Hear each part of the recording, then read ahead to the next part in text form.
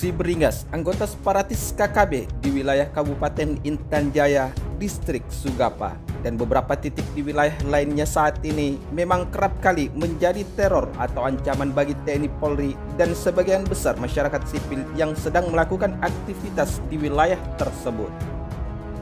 Hal ini diperkuat dengan beberapa sumber media informasi terkait jika sejak di awal tahun sampai akhir bulan Desember tahun 2020, anggota bersenjata separatis KKB tercatat telah melakukan 23 penembakan, penganiayaan, dan perampasan senjata api yang menewaskan 10 orang warga sipil dan 3 anggota satuan TNI yang sedang bertugas di wilayah Intan Jaya, Papua. Sementara itu, di sisi lain, menurut sumber media informasi terbaru di tahun 2021 ini, anggota bersenjata separatis KKB telah menembak 5 orang anggota gabungan TNI yang sedang melakukan tugas pengamanan dan beberapa warga sipil lainnya. Adapun anggota TNI yang telah ditembak anggota bersenjata separatis KKB di setiap penyerangan secara langsung dan hingga melakukan taktik licik mereka. Di antaranya adalah Prada Maulana dan Prada Hendra Sipayung yang telah menjadi korban keberingasan gerombolan anggota separatis KKB di wilayah Intan Jaya dan beberapa titik di Papua. Selain itu, Pratu Roy, Pratu Dedi Hamdani, dan Prada Ginanjar adalah salah satu anggota TNI yang gugur tertembak senjata oleh anggota separatis KKB saat menjalankan tugas pengamanan di wilayah Intan Jaya saat melakukan pengejaran atau serangan balik pasukan Yoris Raider TNI terhadap anggota bersenjata separatis KKB. Berdasarkan hal itu, menurut catatan sumber media informasi terkait, jika sejak awal tahun 2021 hingga bulan Februari, anggota separatis KKB telah membuat 5 orang anggota Satuan Tugas Pengamanan TNI menjadi korban dan 1 orang warga masyarakat sipil yang telah menjadi korban penikaman oleh anggota separatis KKB, yaitu di wilayah Intan Jaya, Papua pada 9 Februari 2021 kemarin. Namun, aksi keberingasan dan taktik licik anggota separatis KKB untuk melakukan perlawanan terhadap TNI dan Polri seakan tidak cukup hanya sampai di situ saja. Hal ini berdasarkan beberapa sumber media informasi nasional.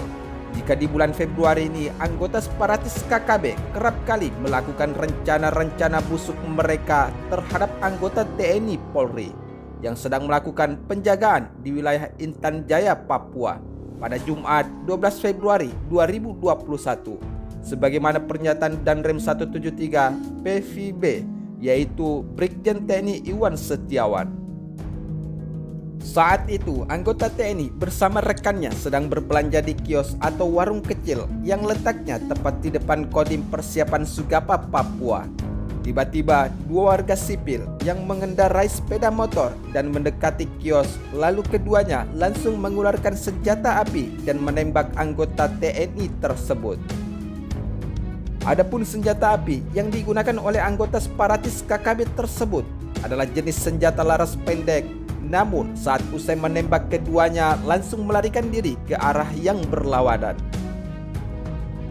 Berdasarkan situasi yang mencekam tersebut, sontak saja anggota TNI lainnya yang mengetahui akan tindakan anggota kelompok bersenjata separatis KKB tersebut, beberapa anggota TNI lainnya melakukan pengejaran terhadap kedua orang yang melakukan penyerangan terhadap anggota TNI. Adapun prajurit yang ditembak oleh anggota separatis KKB tersebut adalah Praka Hendra Sipayung yang tergabung dalam Satuan Tugas Aparat Teritorial atau Satgas Apter di wilayah Intan Jaya, Papua.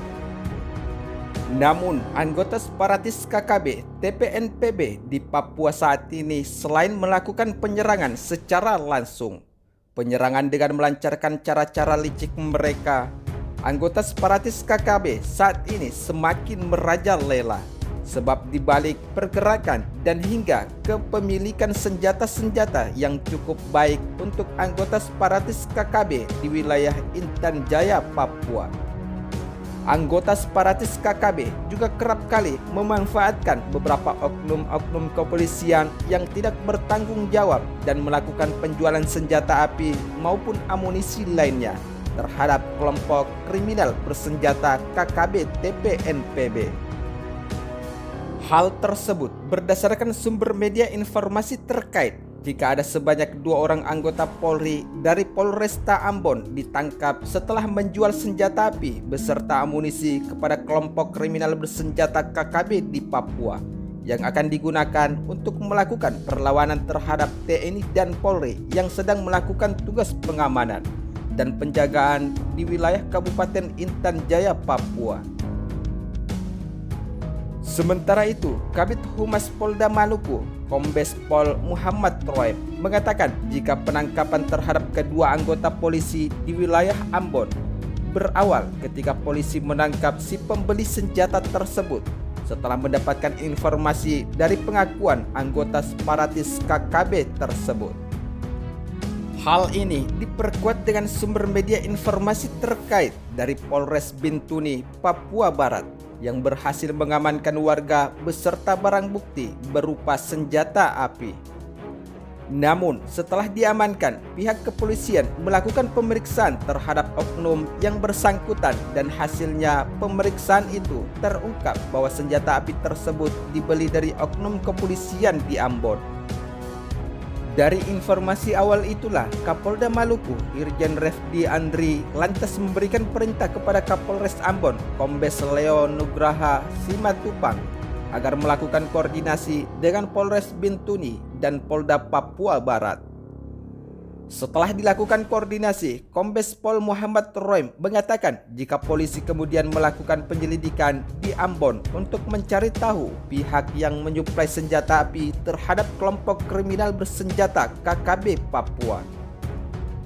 Setelah itu, Kombes Pol Muhammad Troim mengatakan jika pihaknya berhasil melakukan penangkapan terhadap beberapa anggota polisi yang diduga telah menjual senjata api kepada separatis KKB di Papua.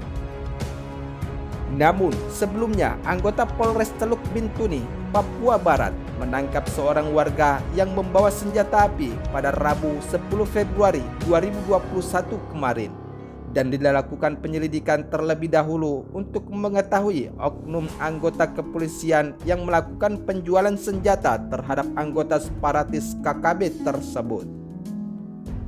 Adapun pelaku yang berinisial WT tersebut ternyata merupakan warga asal Jalan Merdeka, Kabupaten Teluk Bintuni, Papua Barat. Saat hendak ditangkap, polisi menemukan 1 revolver, 1 senjata api laras panjang, 600 butir amunisi berukuran kaliber 3,8 dan 1 magasin dari tangan WT.